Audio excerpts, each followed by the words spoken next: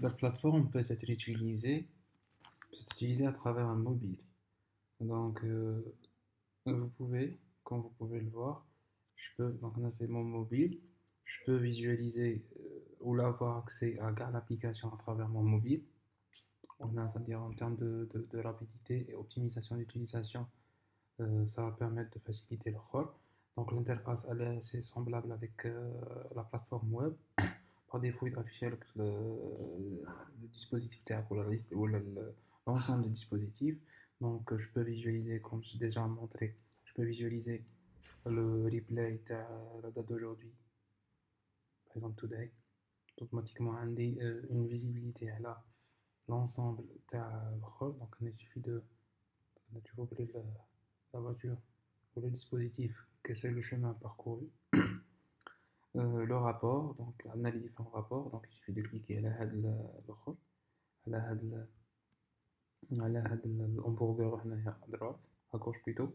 Donc on a les différentes, les différentes rapports, la route, les événements, les voyages, ou les tournées, les stops, les résumés. Par exemple, si je clique à la résumé, Ngolo par exemple, a un résumé journalier qui m'a dit tout à l'heure, automatiquement il va afficher la date le résumé.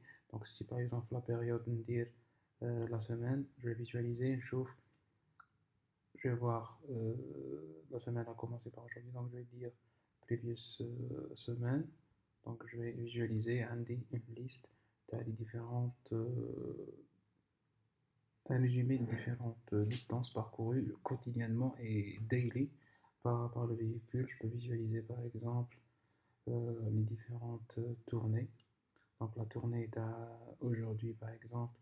Si je vais afficher ça, automatiquement elle va m'afficher les différentes tournées. Donc si je clique sur le dispositif GPS exactement le parcours de la tournée d'aujourd'hui. Donc elle a démarré une position 1 que je peux visualiser. Plutôt donc position 1 que je peux cliquer ici et voir j'ai la position. La position 2, donc je peux zoomer et voir exactement l'itinéraire parcouru par la journée. Je peux voir mon deuxième itinéraire, tourner plutôt. Donc on a le point de départ, on a le point d'arrivée. Donc ça va démarrer le rouge et ça va arriver à le point vert. Donc on a les différents voyages. Donc il suffit de voir un petit peu dernier aussi qu'est-ce que je peux. Donc, les événements c'est très important. Les événements, c'est différents événements enregistrés par la plateforme.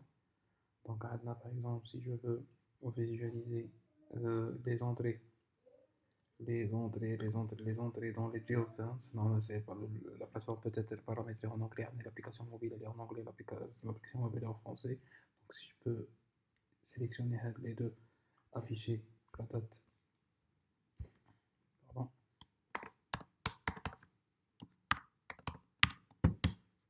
je peux visualiser donc les événements. Donc sélectionner l'événement, je sélectionne mes critères de Xamor, c'est entrer en zone d'intérêt et sortir en zone d'intérêt jour d'aujourd'hui. Donc je clique sur Show, automatiquement il va m'afficher les événements. Donc Geofence Excited je mets la zone d'intérêt. Je peux visualiser sur Xamor, j'ouvre les dispositifs la zone que je vais indiquer. Aussi je peux visualiser les événements. Donc, quand on lit les événements dans le rapport, je peux visualiser ou là sélectionner seulement les.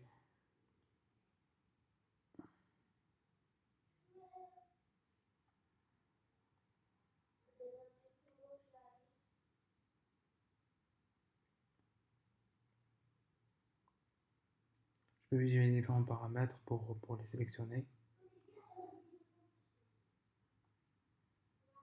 Comme je peux par exemple filtrer, je peux filtrer par speed limit exceeded, si jamais le dispositif a excédé, je peux visualiser envoyer par mail. Bien sûr, les événements sont envoyés par mail automatiquement lorsqu'ils sont détectés. Donc, c'était un aperçu rapide à l'application mobile, le paramétrage et les fonctionnalités visualisées à l'alcool peuvent être utilisée et exploitée à travers l'application mobile.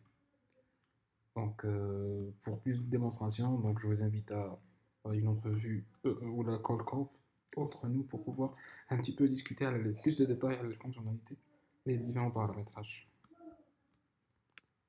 Salam alaikum.